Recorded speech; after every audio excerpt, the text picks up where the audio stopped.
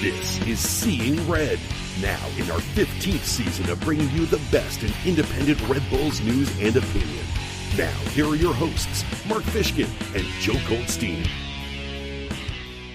You know, DC United came into Red Bull Arena this past weekend without their best player, who was suspended. The fact that they had only taken 2 points from their previous 8 matches. But Troy Lesesne is crafty, and his Route 1 ball and a really well-taken free kick put New York kind of on the ropes.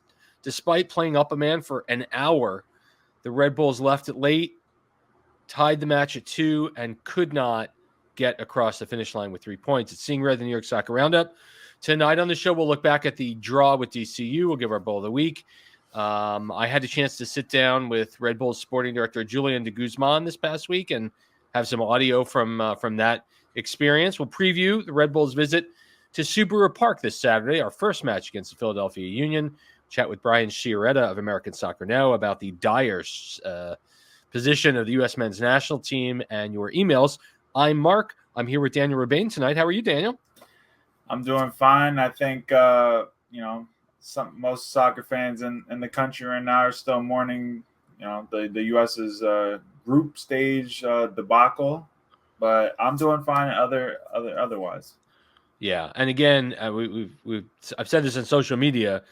Losing to Uruguay 1-0 on a disputed goal was not the problem. The problem was losing to Panama. Yeah. Even a man down to Panama, they have literally become the U.S.'s worst nightmare. I mean, they've been knocked out by Panama in a couple of different competitions, and their Copa America is over. But we're here, at least right now, to talk about the Red Bulls and DC United. Specifically, please subscribe on YouTube. Please do the subscribing and the liking. Thank you. All right. So, when former coaches and former players come back to Red Bull Arena, you almost know what's coming. And history has been littered over the nearly 3 decades of this team with players who had been sent away and coaches who had been sent away coming back with a vengeance. And an early give and go by Jared Stroud put New York back. And, you could make the argument that maybe Carlos Coronel is able to make that stop. What was your take on Stroud's goal, Dan? I think that was well worked. Maybe Coronel, stops that, but I think, another Stroud brother comes into Red Bull Arena and scores, and I think, he took his goal well, and DC went up 1-0 early. Yeah. Christian Dahome, 2 yellows, big ups to Cam Harper, who had another stellar performance, earning the second. And then Manuel converting the PK after Sean Nealis flagrantly held down going up for a header. Good for Manuel, another goal for him. And then, up a man, and even in this game, the majority of the rest of the first half, the energy just wasn't there. And at times watching this half, I was wondering who was the team up a man, because New York just didn't seem like they really wanted to be there. It was really weird. Yeah, I think anytime Red Bull goes up a man, I think we see this over and over. They struggle to create. Teams will just sit back and basically 2 lines of 4, and they're basically daring Red Bull to score a beauty of a goal from outside the box on them. And obviously, Red Bull can do that maybe once in a while, but they struggle up a man. And it showed again against DC because they obviously went down again. Yeah, and they did do that. But, I think important to mention Ronald Donkor and Wiki Carmona are playing at the 6, right? Frankie Mai is gone. Edelman suspended. Morgan and Forsberg on the bench for the majority of this match. And, you would like to think, especially as we saw this team eviscerate Toronto a couple of weeks ago, that this was just going to be rinse, lather, repeat. And unfortunately, lather, rinse, repeat. But unfortunately, it just wasn't there. Pedro Santos with a phenomenal free kick, and Mara doesn't get to it. And then the second half became the Red Bull shooting gallery as New York frantically tried to get the equalizing goal. Cam Harper, so hot right now. The give and go with Duncan. Cam Harper's 5th goal of the season. They've all come in the last 8 games. And when you think about the Olympic team that's about to be named, I mean, Cam Harper is not necessarily a name that you would consider in that kind of upper echelon of U.S. player, except give me another American in MLS that scored 5 goals in his last 8 games. I don't think you can do it. Yeah, I don't think you can. And I mean, good on him. He stepped up in Lewis Morgan's absence when he was at the Euros. He's been that consistent goal scorer of late, and just a beautiful play between him and Duncan. I mean, you know, we always criticize Duncan for his crossing ability since he's come back from Belgium, but I mean, he put that perfectly on a play for Harper, and Harper just buried that goal, and you know, they got the equalizer. Yeah, they got the equalizer. Lewis Morgan's on. Emil Forsberg's on the last minute. But, I mean, they put 2 shots right at Tyler Miller. New York finishes with just 4 of their 23 shots on frame, and that's not good enough. That's not going to get the job done. Time runs out. It's another draw. The team is on a 5-2-3 run, and you think to yourself, all right, well, that's decent, but 3 of the last 4 games have been draws, and they've all been against teams that are below the playoff line, all of them. And this was the time in the season heading into League's Cup where New York needed to be stockpiling those games, stockpiling those points, because if you look up, Columbus has 3 matches in hand on New York, and they're right behind us. And then you think you're kind of a solid number 3. Well, they're not a solid number 3. They're a tentative number 3, and a couple of things don't go their way, and they can find themselves 6th or 7th. So that said, a disappointing night, another good crowd, another horrific rain event at the end of the game. That's 8 of 10 home matches with rain. Absolutely ridiculous. Sir, if you have a bull of the night for the Red Bulls 2-2 draw, who's it going to be, my friend? It has to be Cameron Harper. I think he showed it early in the game down that left side. He was terrorizing DC United and got that red card. Even though personally I thought it was a soft second yellow. Yeah, you know, but the official made his decision, and he can't go back on it. And DC was down a man, and it kind of led to the penalty just a few moments later. So. He also gets that goal later in the game to tie it back up at 2-2. As you said, 5 goals in his last 8 games. I think he's the bull of the night, and he's on fire right now. Yeah, he definitely is. And right, and could we have had that ref last night in Kansas City for the U.S.? Yeah, right. Because that was God. Oh my Lord. All right, I like it. I think it's unanimous. Cam Harper, our bull of the night. All right. I want to talk about Julian de Guzman, and for those that do not know, the man who has replaced Dennis Hamlet as sporting director under Red Bull head of sport, got that? Jochen Schneider, sat down with a couple of members of the press, it was last week, to give kind of a unique chat about all things that are going on. Now, I'm going to play for you about 3 minutes of that audio. And that basically is the questions that I got to ask him, because I really wanted to get at exactly what the team's plans are. So let's put a picture of Julian up. There he is. And it's a little awkward the way we're situated right now here, if you're watching on YouTube, but I'm going to play that audio, and we're just going to be quiet until it's done. It's like 3 minutes. So sit tight. You're about to have your first summer transfer window in your role. What are your priorities? Do you have the resources to make all the changes and all the additions that you're looking for? If you could just kind of speak in broad strokes about what the team needs and what you're going to get. Yeah, I must say, just based on, how things have on play itself with Frankie moving on, it's pretty clear that we want to find a replacement in this position. So. We've done tons of research, looking into how we want to improve this one role and bringing in the right individual, and clearly the resources that we have in the group that we work with collectively, between myself, Johan, Sebastian, Sandro. We have a lot of eyes and hands on deck when it comes to identifying the right individual. So I'm fairly confident, we'll bring in the right replacement, and I think the more important thing is it's going to be hard to obviously match the qualities of Frankie Amaya, but the goal is to bring in somebody that definitely. Julian, you when Jochen came in the middle of last year, he kind of made a promise to Red Bull fans about, we are going to significantly invest in improving this team. And you can certainly make the argument that bringing a player like Emil Forsberg over here is fulfilling that, but I think that a lot of Red Bull fans are looking for more, right? They're one of the few original teams that have yet to lift a cup in any meaningful competition. And so, you'd mentioned a replacement for Frankie, and I think given Stroud's injury, we can all agree that right now the team is really thin at that position. But are there other positions? Will it be just one player you're looking to bring into the window? Are there folks up top that you're looking to fill in? What can Red Bull fans expect? Yeah, I mean, if you look at, again, everything that Jochen has done in terms of improving the group and promising the fans that we're going to bring some success, and seeing a guy like Emil Forsberg come in, the impact that it's done.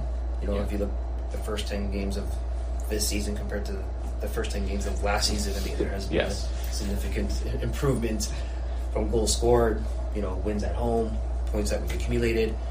We're third in the standings compared to being 10th. So I think there's a lot of positives we could really be happy with, and I'm pleased to know that there's more that we could improve on, which is the standard that we're setting at this club, and I think it's great to see. So we're not done yet, that's for sure. We know it's a long season. I think 34 points at the moment now is great to have. If we could hit close to 43, I mean, we've already hit our target from what we achieved last year as an entire season, but leading into before League's Cup, I think there's a good chance we could get there. So, but in terms of the transfer window and what we're looking at, I mean, there's a lot of moving pieces. I think this is the most important one right now. Once we can lock in this important replacement, then it's going to be important to see what other areas would make sense to improve. But we have our eyes on every position you can imagine, and we're ready to strike when needed and at that moment is necessary. Okay, so what you heard there was de Guzman definitely saying that the team is going to get a replacement for Frankie Amaya. I think that's really, really clear, Dan. But what I didn't hear from Julian was that there's going to be more. I mean, I think he said we're always looking to improve the team, but in a world where New York's forwards, in particular, Elias, though he has 5 goals now, and Dante Van Zier, I didn't hear we're looking to bring in depth up top. Yeah, I think he's kind of, trying to not put himself out there like a Jochen did last year when he kind of, made some promises. I think needing to get that replacement for Frankie is a must. Yes. I think everybody knows that. I think they know that. I think, Frankie was probably going to leave at the end of the season anyway for free because his contract was up. So getting that $4 million now that they can turn into GAM and, whatever the monopoly bucks that they got to use now, I think that was critical for them. So I think getting that signing, whoever it is, we've heard rumblings of a certain player out there that's Swedish. Is that the guy? Maybe. We'll see. But I think getting that completed and official as soon as possible is critical. Right. And again, the window opens on July 17th, which as you listen to this is 2 weeks away. They, of course, can make an announcement at any time. It's just that, and we all know the team, as any MLS team with an incoming player, has to get the ITC and the visa and get all the paperwork done and all that. For me, hearing, we're a lot better than last year, and that is true. Yeah. The team is in a much better spot this year than they were after their horrendous start last year.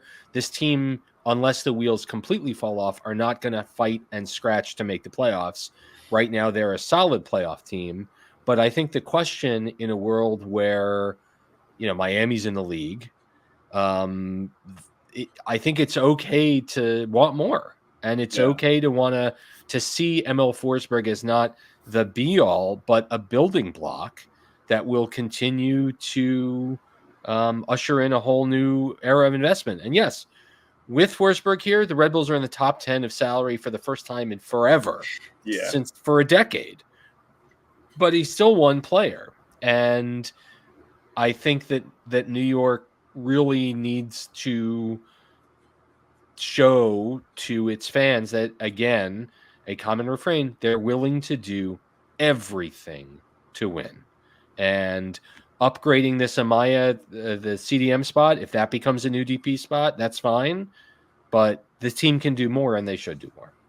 Yeah, I think I agree with you wholeheartedly. I think fans probably look at this roster and think, what is it going to take to be an MLS champion? I think to get to that place, I think Emil Forsberg has to be like the number two guy on the team. Obviously, he's going to be a great playmaker. He's going to make all the plays, but if you're relying on him and Lewis Morgan to score goals for you and lead you to an MLS championship, I think that might be a bit too much for them on their play, especially how old Emil Forsberg is.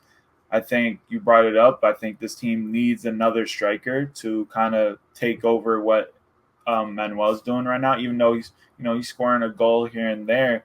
I think they need another guy up there to kind of complement what Dante Van Zier is doing. Even though he's not scoring, he's still kind of helping this team create goals, making those runs. It's not always coming to fruition, but maybe if there's someone that can complement him more on the field, that can also unlock some more goals from Dante, as well as whoever they bring in scoring their goals.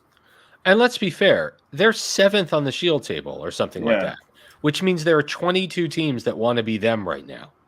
But you can't be satisfied with, you can never be satisfied. You can never be satisfied until you win the last game of the year. Exactly. Yeah. All right. Well, nevertheless, thank you to the Red Bulls for allowing me in to talk to Julian. I know it was an invite-only affair, and I really appreciate letting Seeing Red be there. Let's talk about the Philadelphia Union, shall we? Let's talk about them. Philly is in a really bad way. Philly is not the Philadelphia of the last 4 or 5 years where they were building and growing, and they had players that were settling in and knowing their roles on the team curtain. It's just kind of getting a little old. It's like a little long in the tooth. And as a result, Philly is only 4-8-8. For 20 points, they're 12th in the East. They've scored 33 and conceded 35 in 20 games. They are only, Dan, 1-6-3 at Subaru Park. That is the worst home record in the league. Even San Jose, who is really bad, has more than one win at home. They're second in big chances created, and they're third in big chances missed. So they are having a very similar time challenge scoring goals.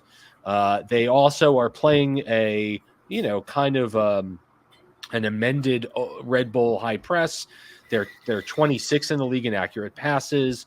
They are first in the league in accurate crosses per match. And as we know, to break down a high press, that's usually what you do. They're tied for fourth in interceptions, right? So they are playing that high press to a T. The big changes in terms of who is left, Andres Perea, but it was just this week that Julian Carranza left MLS for Feyenoord. The Argentine star had scored 37 times in 115 regular season appearances, and he's really, really dangerous, and he is no longer a Philadelphia Union player. Young Americans Marcus Anderson got signed from Rayo Majadahonda in Espanol, and Oliver Semmel signed from Louisville City as a goalkeeper, principally because Andre Blake is out for a long time. So what's going on with Philly? The past few years, Philly had developed a very Red Bull style of doing things. They sell on their young talents for profits.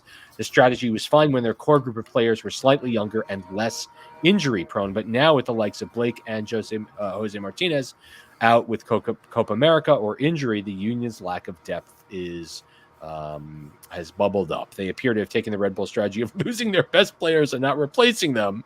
And that's not effective. So they still have some very solid players, but they have just lost their best attacker in Julian Carranza, and the window doesn't open for 2 weeks. In an effective style, as we found out, the current style of the Union seems to be playing long balls, trying to win second balls, attack quickly, fast counterattack with no real passing patterns. It may get you into the playoffs consistently, but if you want to contend, you have to have some sort of possession-based strategy, and that's not how the Union plays. And as a result, they've slid down the league, and they're looking right now at 8th, 9th in the East at best for now. But the biggest issue is that their home record. In order to be good in any league, you've got to win your home games. And Union have won just once at Subaru Park all season. And just to frame what they've been, from 2021 to 2023, Philadelphia lost only 4 of their 51 matches at home. And this year they've lost 6 times in 10 games. And that's really amazing. They're 0-4-1 in their last 5. They're winless in their last 7 games. They do play Chicago tomorrow night, Wednesday night, at 8:30 at Soldier Field. Their last 5 really quickly: a 4-2 loss at Montreal, a 2-0 home loss to Charlotte, a 4-3 loss at Cincinnati when Acosta had a penalty kick in the 100th minute. I kid you not. They hosted Miami. They lost 2-1, and they had a 2-2 home draw to Montreal. These teams have met 43 times. Philadelphia leads slightly, 19, 16, and 8. Principally because the Red Bulls have not won in the series since September of 2019. That's insane. They are 0-9-3 against Philly over the last 5 seasons. The last time these two met, it was on Labor Day weekend, not July 4th weekend in Philly, and they got trucked 4-1 by the Union. All-time scorer is BWP, who scored a lot of goals during that period where Philly was new in the league and New York really had the upper hand. Elias Emmanuel, the only current player to have scored. Here's a look at what we might see from Jim Curtin. They play a 4-4-2 diamond. So Andrew Rick has conceded 6 goals in 2 games. He's 18 years old, and he's playing for Blake. The back line are names you must know: Kai Wagner, Jack Elliott, Jacob Glesnes, he of the playoff-ending effing Rocket, Nathan Harriel, who's going to the Olympic team most likely. The CDM is Jesus Bueno, a 25-year-old Argentine with 2 goals. Then Leon Flock, who is a player I would love to have on the Red Bulls, with an assist. Jack McGlynn, only 20 years old, with 2 goals and 4 assists. The 10 is Daniel Gazdag, the Hungarian, 10 goals and 3 assists. And you got to love that Daniel Edelman's going to be back for this one, because that is going to be his assignment. And then Chris Donovan, a young striker up top, no goals. Quinn Sullivan, 3 goals and 6 assists.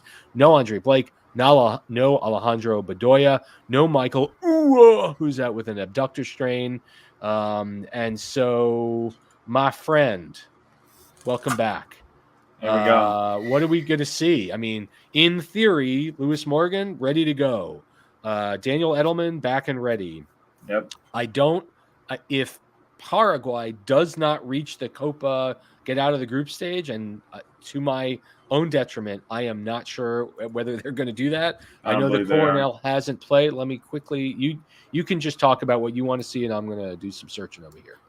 Yeah, I think you said it right. Edelman right back in. They need him in that double pivot. Lewis Morgan should probably be back in the lineup next to Dante Van Zier. Maybe they'll sit Dante and go Manuel, but Lewis Morgan will be in. The question is Forsberg ready? Yeah. Probably not, since he only got 6 minutes plus added time. We talked to him we talked to Coach Sandro Schwartz post game, talking about that situation.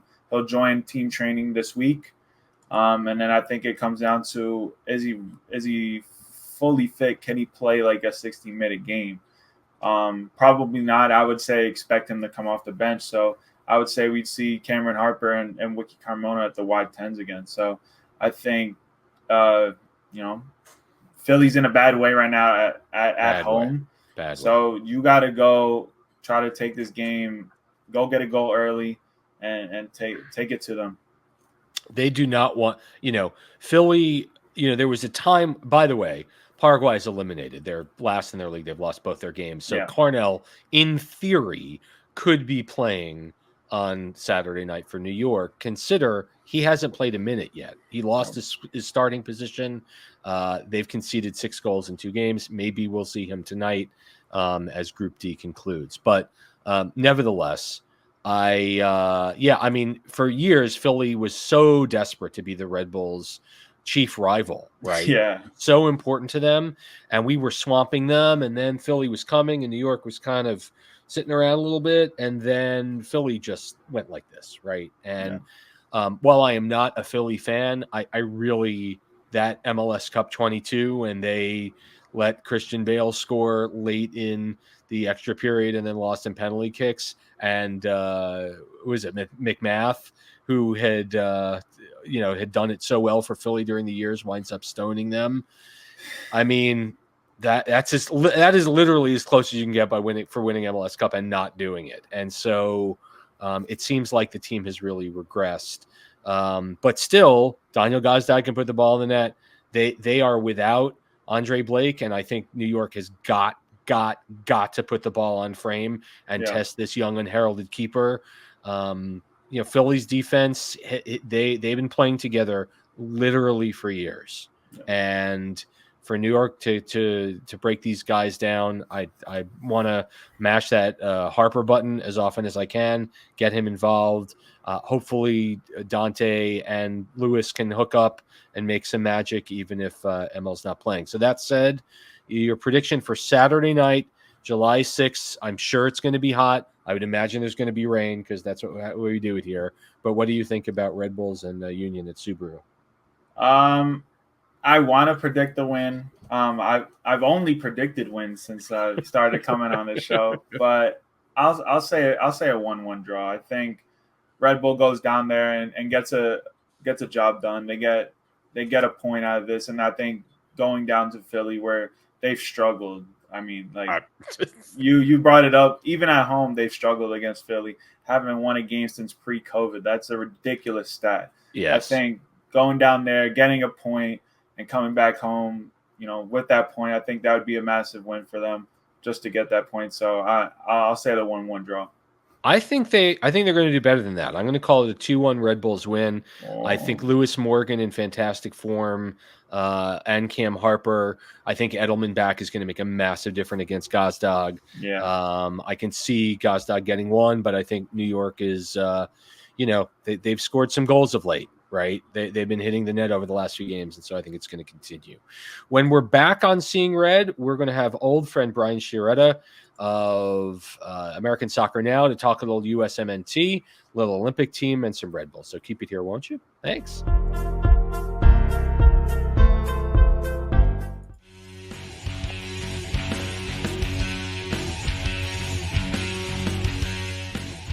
Back we are on Seeing Red, White, and Blue. The summer of soccer is upon us, and when we think U.S. in all stars and stripes, we think of Brian Sciaretta, editor-in-chief of American Soccer Now. Brian, welcome back to Seeing Red once again, my friend. How are you? Doing well. Enjoying a fine day here in New Jersey. It's beautiful out today. Getting ready for Independence Day, but getting ready to head to Paris for the Olympics. So that is busy summer. That is really exciting. That's a once in a lifetime trip.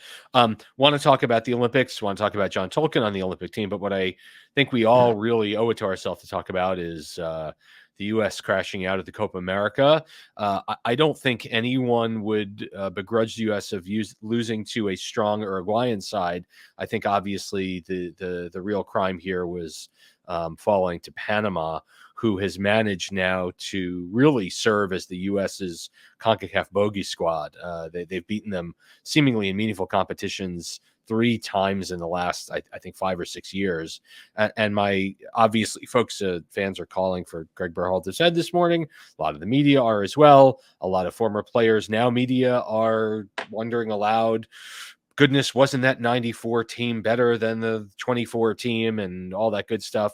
I'm just kind of curious. Was it a surprise to you Was it a surprise to you that they were unable to get the job done against Panama? Was it a surprise to you they didn't get out of the group?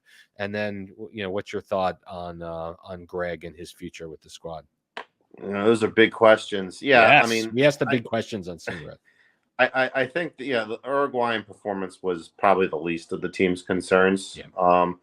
They played hard, but the soccer is an interesting game. Like there's a thin line between success and failure, and it often comes down to moments of the game. And the U.S. doesn't come up with these big plays and big moments time and time again. And they talk about it's a deeply fundamental issue is that this team does not get nearly as many big performances as other countries just by being in CONCACAF. I mean, Berhalter himself has only had like 3 real meaningful non-friendly games against top teams, Denmark, England, and Holland, Denmark, and now Uruguay. So it's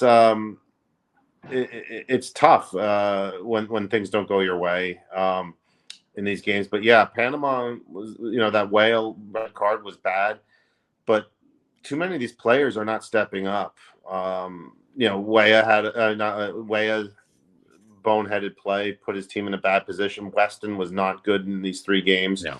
Gio Reyna looks like a guy who's talented, but has not played much. You started to see the rust of not playing regularly start to rear its head. And then Tyler hasn't played a lot either. So that right there is the midfield. Right. And so, you don't have to really do too much complicated analysis to find out that, this is a team that there's some players at big clubs, but how many beside Pulisic are really missed by their clubs when they're not around? And that's unfortunate. The team, I thought it's in a bad position, and I think Greg might not survive this.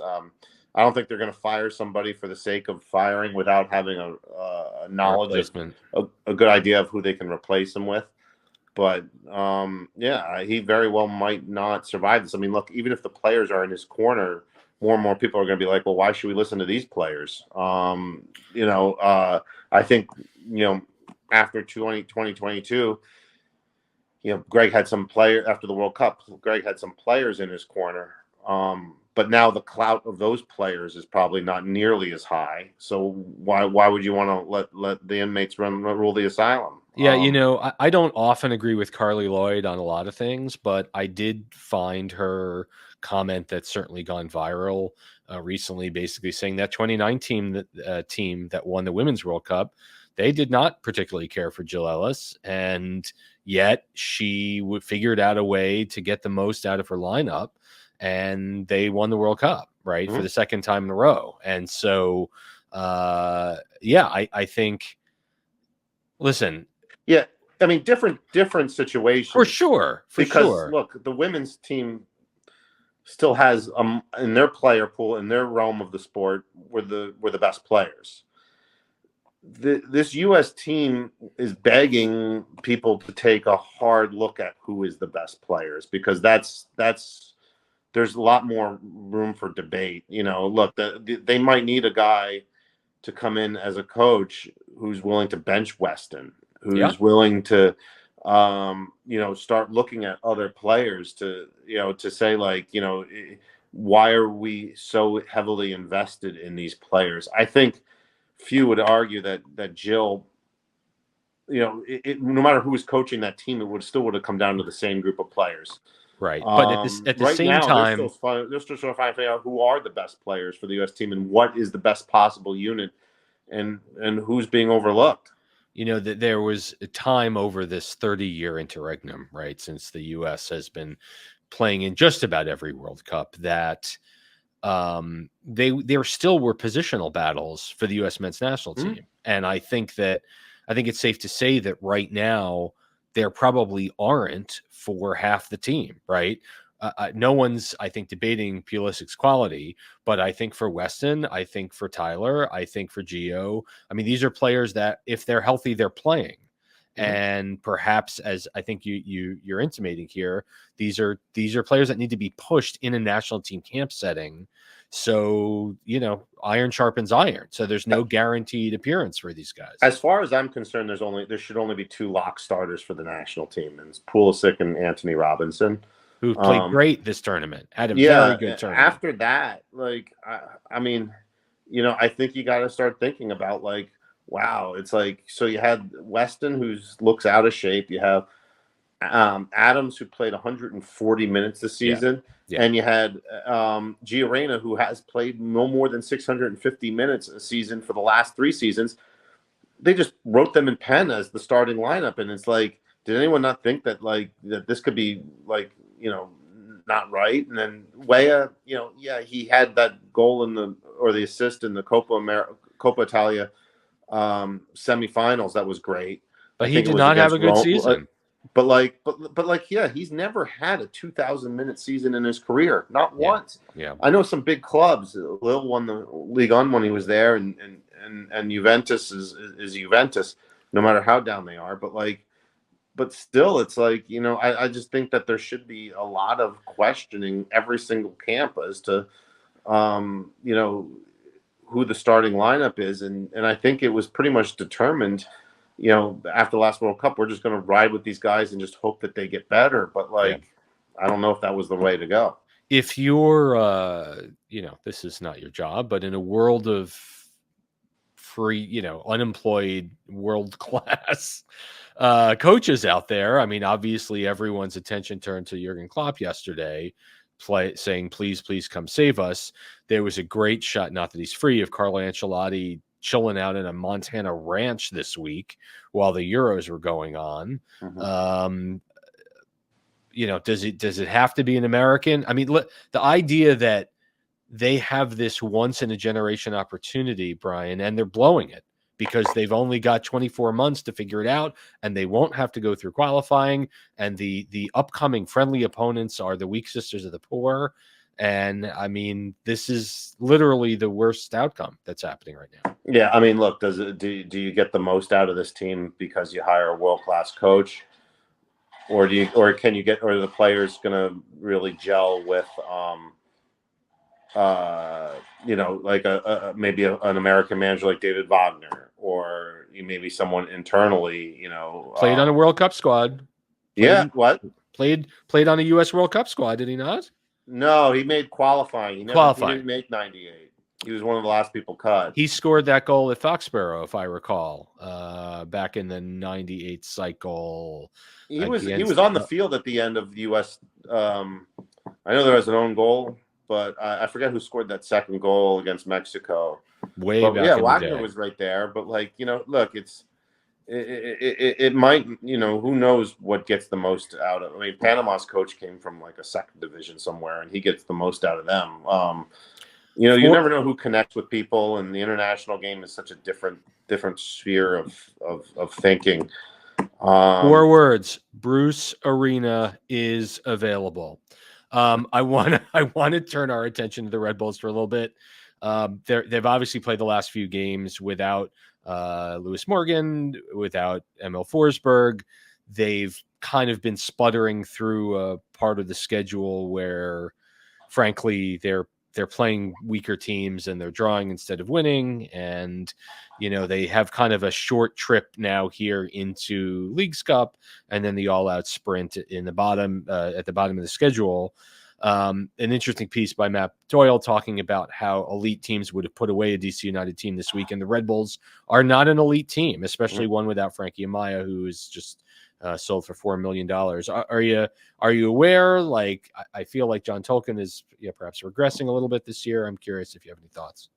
I like how Tolkien's been playing. I think losing Amaya and then not having Stroud from the beginning of the season just is a real gut punch to the midfield. You had Amaya, Stroud, and Edelman really as kind of the 3 you saw in that area of the field. Now only one of them still either with the club or able to play. The status quo is not good enough in the midfield to do what they want to do. Everyone talks about Van Zier, and I agree that you could probably use an upgrade there. But if they don't make a change in the midfield and that change works out, it could be very short. I don't know. So, yeah, I think the Red Bulls are in good position, obviously, to make the playoffs. I think they're a good team. I like Schwartz as a coach. I like what he's done, but it's been a really tough situation right now with the injuries and the sales. So we'll see what happens. And they're going to probably, obviously, at least miss Tolkien for at least 3 or 1 4 game. weeks. Yeah, well, I mean, right, with the Leagues Leagues Cup is going to eat into it. Yeah. They'll get them this week, through the weekend at least, and then we'll see. It's gut check time. They're going to need Morgan and Forsberg to carry the load until like the front office, and they're going to have to act really quickly once that window opens. Maybe even start making moves in advance so that people can at least train with the club. In what we've heard from Julian de Guzman this week, I mean, I'm pretty confident they have their man. I think it's just a question as the replacement for Amaya. And I think Red Bull fans have a right to want more. And I think they have a right to want more up top. Whether they get it is a different story. Lastly, before you go, you are going to the Olympics. It's very exciting. What are you looking out of a U.S. roster? Again, it's only an 18-person roster. We saw on the women's side, Alex Morgan getting left home. I'm curious what you think, what the challenges are going to be there for the U.S. in I think a challenging group, no? I think the game against France is going to be very, very difficult in Marseille against 70,000 people. I'll be there. It's going to be crazy. But then if you lose that game, how rattled are you then to not be able to get results and put it behind you and get results in winnable games against New Zealand and Guinea? I think they should, they have the talent to advance. It's just putting it all together. This team should be very hungry based on what happened to the Copa America. If you want to see about spots being potentially open to you, and spots being available on the full national team and using this as a pathway into the first team. Yeah. This is it, man. Because I think if you do really well at the Olympics and the Copa America team bombs out in the group stages, you can sit there. There's going to be more attention to, hey, let's give him a shot. He just did well in Paris. So other than Tolkien, who are your kind of breakout players? I mean, Aiden Morris obviously just made the jump to Middlesbrough. Did I get that right? I'm curious. Is there one or two players that you're singling out to really make an impact for the U.S.? Yeah, I mean, assuming releases go the way, John Tolkien was the guy who can maybe fit in behind Jedi, and maybe take that Lund spot that's been available, that's been open. I think Tanner Tessman and Aiden Morris in central midfield, that's a right for the taking because there's, for whatever reason, like Adams, who knows, Cardozo hasn't earned that trust factor yet. So yeah, I think that those are Buzio, those are all good shouts, and then we'll see, maybe a guy like Griffin Yao, who's done so well in Belgium this year since after a really weird time at DC United, he's really broken out in Belgium. If he gets released, is he gonna be fit in and do well? And Paxton Aronson. Like, these are all guys. There's a lot of guys on this team who have really big opportunities. Taylor Booth is another one. So we'll see. The opportunity's there. If these guys do well, it's staring them right there. So they should have all the motivation in the world beyond what the Olympics normally provides. I mean, the Olympics should always motivate any American. So we'll see. Brian Sciaretta covers the United States men's national team program at American Soccer Now. Brian, bon chance. Have a fantastic trip, and we look forward to hearing from you when you get back. I can't wait, man. And if you need me over in Paris, just let me know. Magnifique. We've got more Seeing Red coming up after this short break. Keep it here.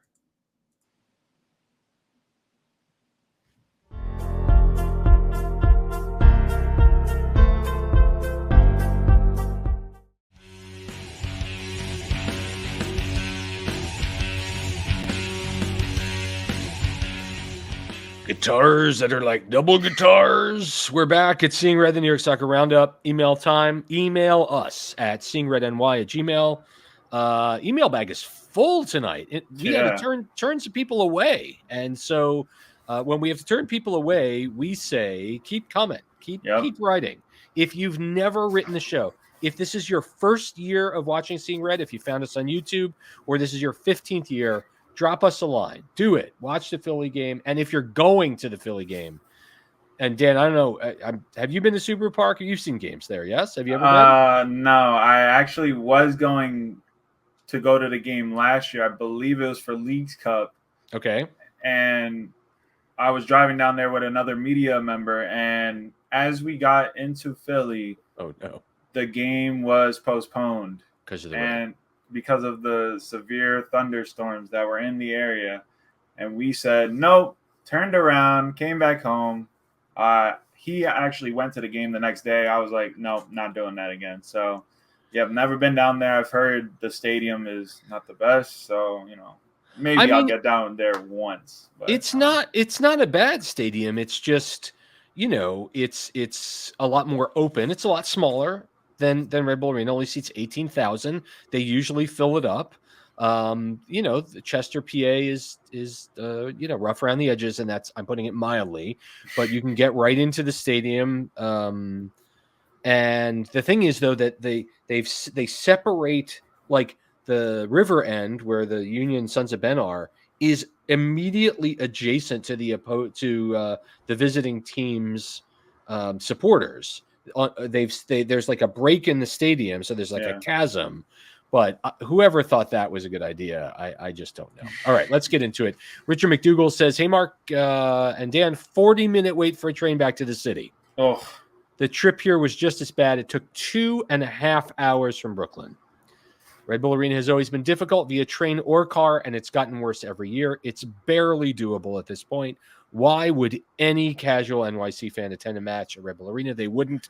They don't. I'm certain the team will explain that they have no control over the path, but they never have built a successful working relationship with the team, and that's 100% a fault of the team. On top of this, I just got an email informing me that my season ticket benefits will be reduced next season. Although I've asked how much they're increasing my seat price, they haven't bothered to respond. I doubt they will lower my seat price relative to the loss of benefits, and I fully expect an increase. I love this team, but after 22 years, this may be my last. Thank you for years of excellent Red Bulls coverage. You're my fave podcast. Hope to see you there soon." That's Dick Mack or Richard McDougall. Yeah, and again, this year on the weekends, 40 minutes in between path trains between Journal Square and Newark, and it is brutal. From what I understand, at the beginning of every season, the Red Bulls reach out to the path to see what can be done, and over the course of the season, the path stops responding. But I mean, there's literally nothing to be done. Yeah, thankfully I don't have to deal with that. I drive down from my house in Rockland County to the game. From New York? Yeah, from New York. But good for you, man. I mean, it still takes me an hour with traffic. Traffic isn't always the best once you get close to the arena sometimes. But, that guy has a way worse problems than me. So, next time I take that hour drive, I'll appreciate it. So I'm sorry to hear that. You are a Rockland County, New York-based Devils fan? I am, and that's because my dad grew up in Jersey, over the border in Montvale. So there you go. All right, I like it. I don't do it, but I get it. All right, here's Jeffrey Cooley who writes, "Hello, Mark, and honored guest host and Joe. We miss Joe, and we wish you all the best in your recovery. Here. It's said by one of our previous guest hosts that the difference between a good team and a team that can win it all is winning the games you're supposed to win. Well, we're not doing that. Our last 5 games were a loss to New England, a draw with Nashville, a last-minute tie at Toronto, a super win against Montreal, a super win against Toronto, and then the DC match. We left 9 points on the table and only took 6, where every team but Nashville is below the playoff line. This should have been 3 or 4 wins and draws, but here we are. The silver lining is that we clearly see our gaps all over the field.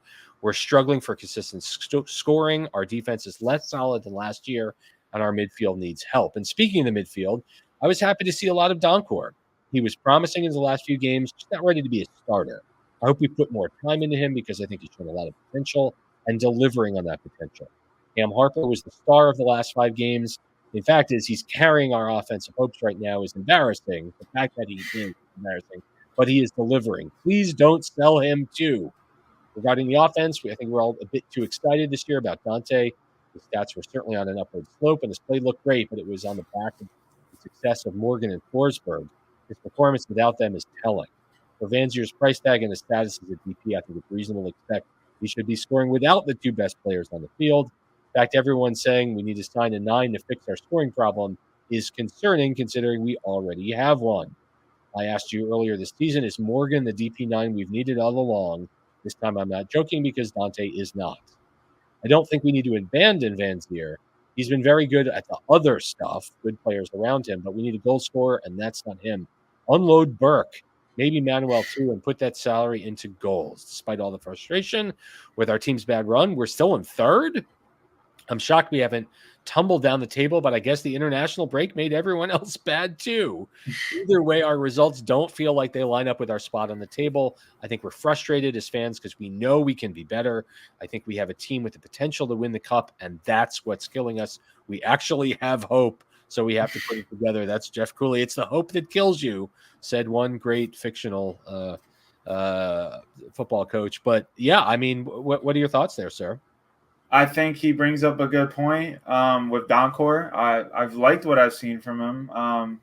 These are his first 2 starts in MLS, and he's not always perfect, but that's what you get with a 19-year-old that's making his first start in the league. I think with certain players getting injured and then certain players going on international duty, I think they should have rotated more players in that are looking to get more minutes, like a Julian Hall, maybe give him more minutes, like we've seen of late. So that was good. Yeah. But there's certain players that are not getting minutes that might be needed later in the season. And if you're gonna be relying on players that haven't played all season, and then you're like, yep, now go ahead and in there down the stretch in meaningful minutes, and they have no experience. I mean. And then they don't do anything. What do you expect? So, I like what he said there on the 9 part. I mean, we've kind of all said it. Even when Dante was coming in, he scored goals, but when he was playing out in Belgium, he was playing with another great 9, and they were always feeding off each other and scoring goals, giving each other assists.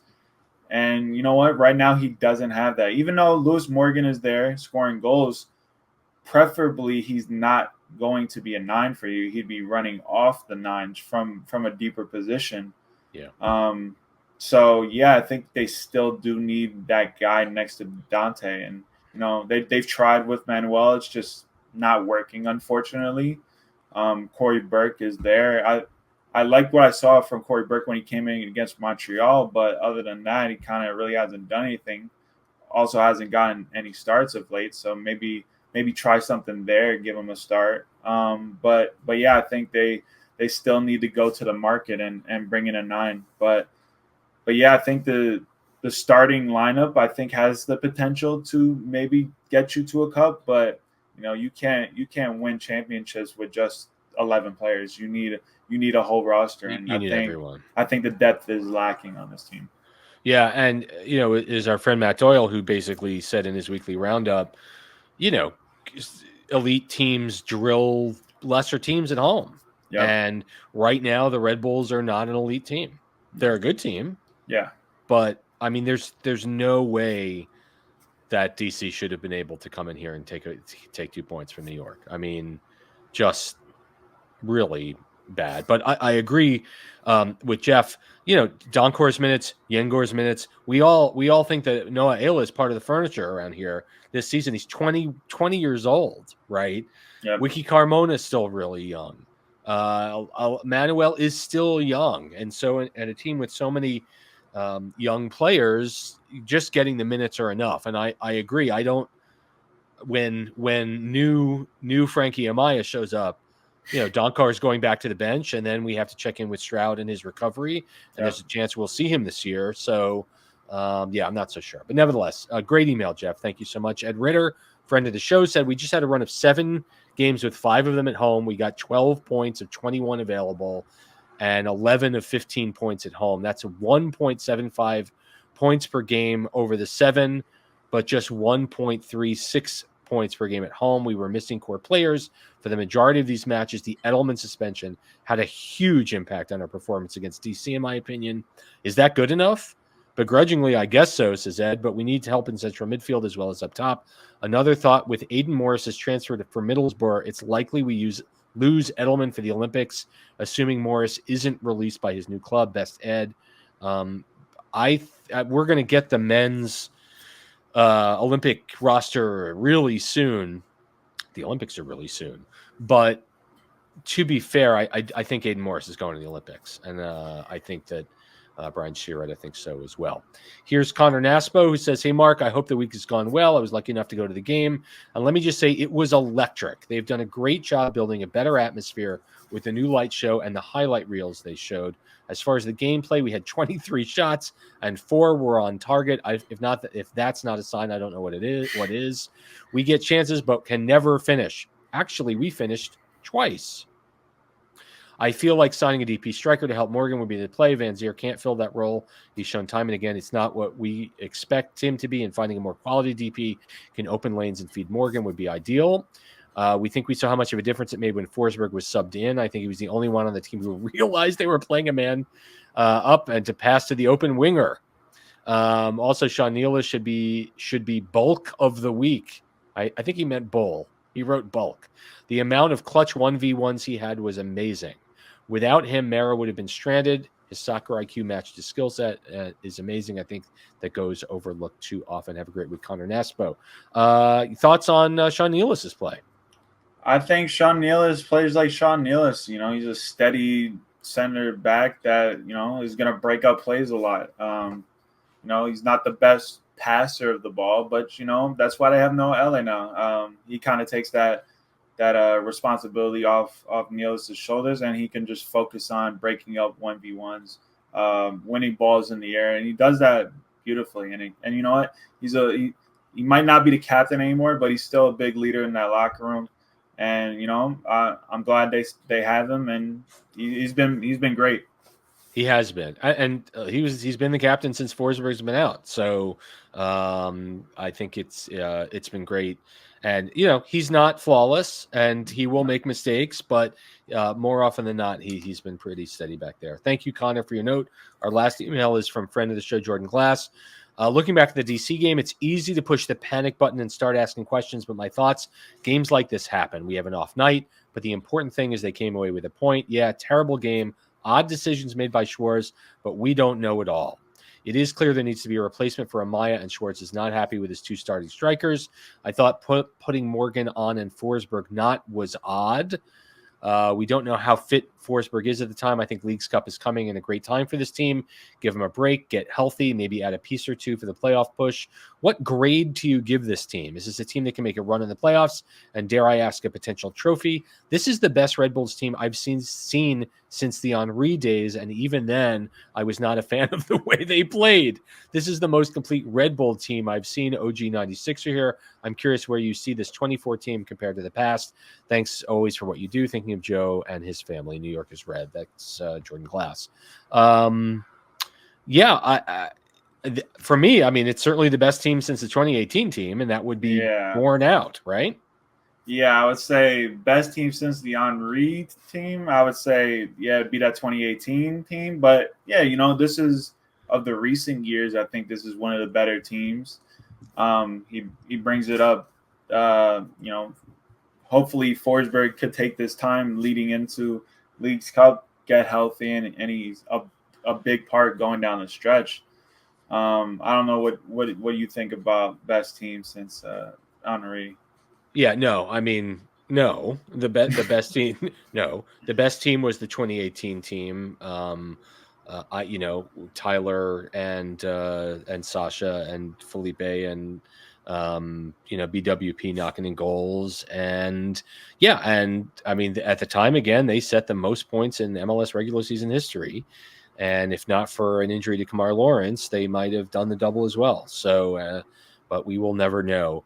Grades. Yeah. Huh? Grades. Yeah, grades. I mean, I think I give this team, you know, looking through through the lens of last season and the last 5 seasons in this interregnum between teams that you could say are contending, and I don't think the Red Bulls are contending, but nevertheless, I give them a B+. I think they've set a marker out that at the very least this team is going to fight for a top 4 finish in the East. Look who's come in. Forsberg's come in. Morgan's come back from injury and been fantastic. Noah Ayla, I think, was a tremendous signing. And yes, even though he's making mistakes on the field, like any 20-year-old would, I think he's also growing tremendously. Cam Harper continues to grow. Dennis Yangor, I still want to see more, but he's still a kid who's getting accustomed to a new culture, in a new country, 3,000 miles away from home, and glad to see him get his first goal. They sold Frankie Amaya for a decent chunk of change, so I think that's I'm not happy to see Amaya go, but as you said, Dan, he was going to go at the end of the year. You might as well get something for him. I wish him nothing but the best. I think it's been solid. The team is unbeaten in 10 at home, and yes, you want more wins and fewer draws, but one of the things that we all really understood last season was that Red Bull Arena was no longer a fortress. It really wasn't. And this year they're one of, I think, 3 or 4 teams that are still unbeaten at home, which means teams know they're coming in. They're not going to leave with a win. So what's your grade, sir? Yeah, I would say probably a B+, as you said, but I'm on the side that it's almost an A-. Obviously, this team's it's an 89. Perfect. Yeah, it's like it's not been a perfect start to the season, but where this team was last year, struggling to get into the playoffs. They got in on a 90+ penalty by John Tolkien. Barely could win games at home. So now coming into this season, new head coach, never been in the league before. Emil Forsberg is really your only main addition other than LA at the back. And just those 2 guys alone have kind of, catapulted this team into a top 4 conversation. I think that pretty much has to do to coaching and Sandro Storz with the team and the resources that he has just now with this team. I think he's done an incredible job. So I'm leaning towards the A-, especially with the home form. I like that. Like when we would go to games last year, we were like, I don't know if they're going to win a game. I mean, every time we go to Red Bull Arena now, it's either, we probably should win, but at least we know we're going to at least get a point. We're going to be very competitive today. But leading into Leagues Cup, the team has Philadelphia away, Colorado away, which will be very emotional with Armas coaching that team, and they're playing very well. Home for Fernandez as well. Yep. Home for Montreal and home for Cincinnati, and then it's time for Leagues Cup. Now, let me say something about Leagues Cup before we break, and it's been a great show. I don't care one whit if this team does anything in Leagues Cup. I do not care. I want them to come out of Leagues Cup healthy and in form for the last 3, 4, 5, 6, for the last 11 games of the year. And, I don't want to see this team laying it all out and going, 110% to try to win the Leagues Cup. If they come through their 2 matches, right, they play Toronto, which we know the team can beat, and then they play Pachuca. And I guess you can make the argument they beat Toronto, they're moving on, right? You need 1 win in Leagues Cup to move on. But I don't necessarily want to see this team. I want to see young players. I want to see players like Omar Valencia and Mohamed Sofo and Aiden O'Connor, and I want to see a whole lot of young kids playing in this tournament. What do you think? Yeah, I think that's exactly what I was going to bring up. I think those 2 games would be our perfect chance for Sandro to, rotate, rest some guys here and there, and give those young guys like a Bento Estrella, Julian Hall, the guys that are signed to first-team deals, like a Curtis Afori, give them their first minutes with the team. Obviously, Julian's been, main part of the team, but those young guys that haven't gotten that chance yet, I think this tournament, those 2 games, and maybe they go farther with playing those guys. And just I think the message to the boys should be, we are trying to win, but go have fun. I think gives them a break from the real goal of the season, and which is to make the playoffs and then win MLS Cup. I think they could use Leagues Cup as a reset. Have fun, find your game again if you're missing it, like a Dante Van Zier, a Corey Burke. Like, give those guys their chances still, and go take your chance when you get it, like at Omar Valencia, like those young guys at Red Bull too. Go show why you should be with the first team going forward.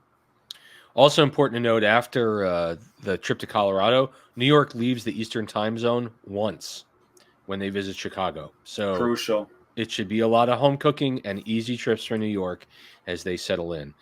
We've had a fantastic show. We miss you, Joe, very much. Thanks to Brian Sciaretta for stopping by. Thanks to Zach Feldman, as always, for stats. Thanks for Dan Rebane for joining once again. It's super fun when you come on, man. I really enjoy it. I appreciate that, man. And again, as Mark always says, give this video a like. We keep bringing it to you, so hopefully you guys like it as well.